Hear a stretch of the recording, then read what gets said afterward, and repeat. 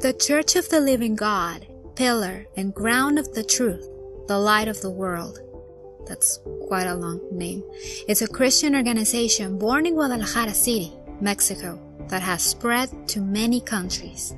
They claim to be the true church, founded by none other than Jesus Christ himself, but in 1926 was rebuilt by Eusebio Joaquin Gonzalez. Their beliefs don't stretch far from the regular Christian ones. They reject the Holy Trinity, so everything is in the name of Jesus. Science is a gift from God, and going against the family foundation goes against their ethics and morals.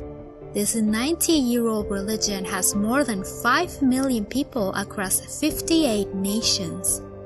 So, imagine my shock when I saw their current leader on the news because California wants to bury this guy to the ground because of stuff that he did to families and their foundations.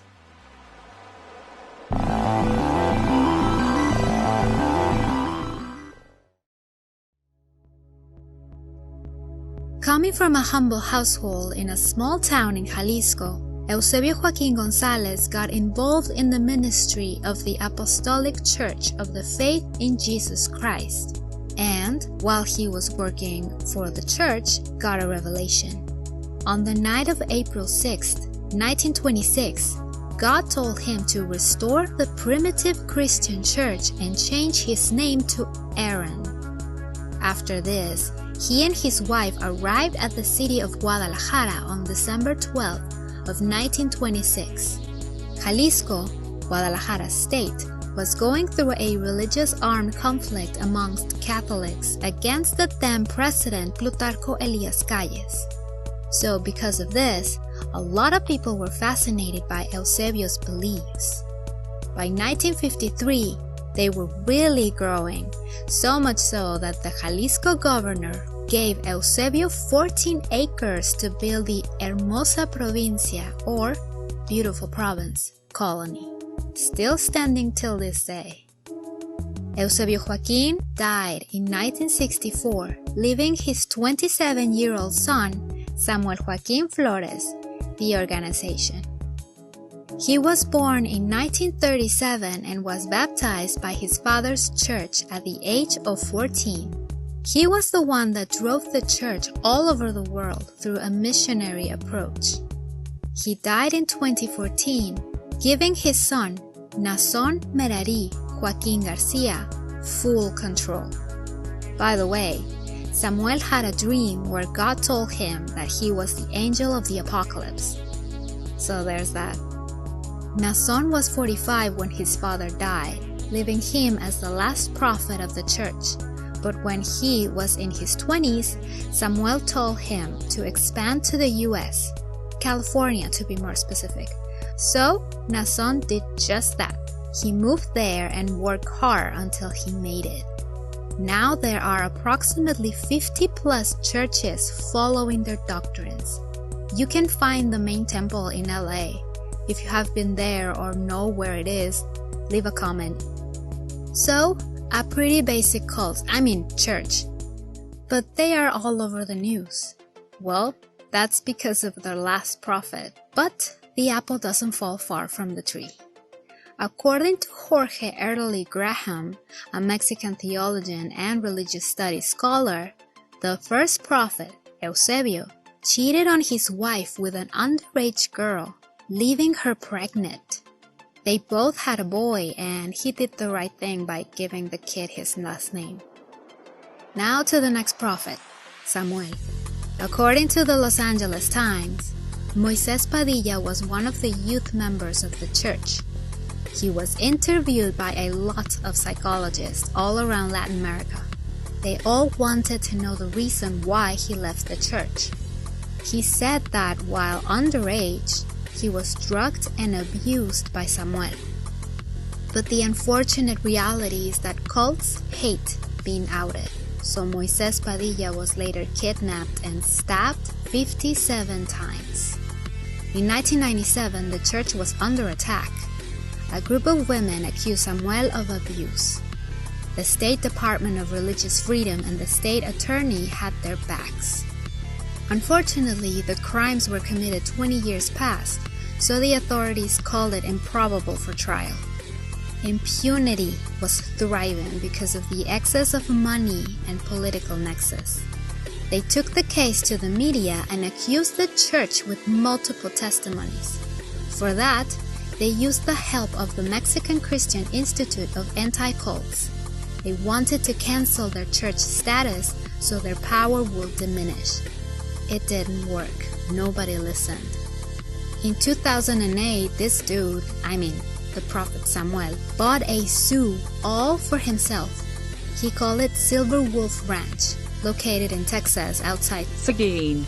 He denied access to the locals, so just picture Cartman Land. Again, if you try to go inside or drive by, please tell me because these people really like their buildings looking really prominent.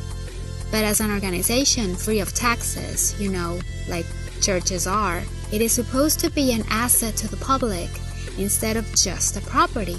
He was socially reprimanded because of it, but nothing more.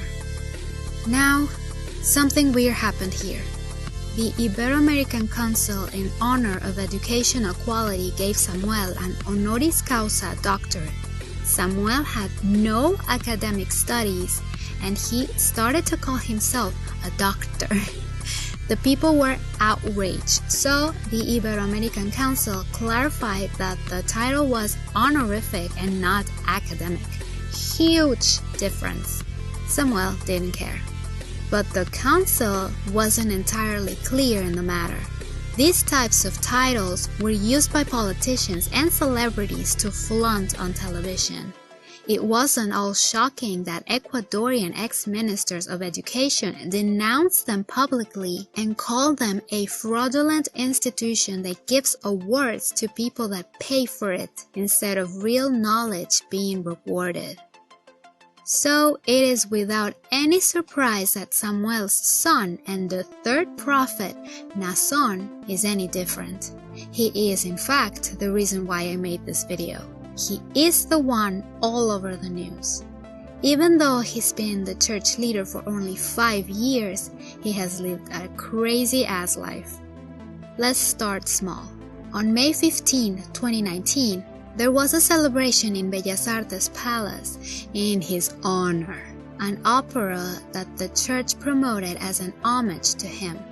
The government said that it was a very agnostic event. No religion is involved, but a lot of high-ranked politicians were there. The Bellas Artes Palace later told everyone that the place was booked by a member of the Senate. It was an artistic event and by no means was an homage to no one. On June 4th of 2019, at an airport in Los Angeles, he was arrested alongside 2 women. The charges are alleged child abuse, human trafficking, child porn, among others. The California Department of Justice accused the church leader of 6 major crimes committed at an approximately 3-year period between 2015 and 2018 in Southern California.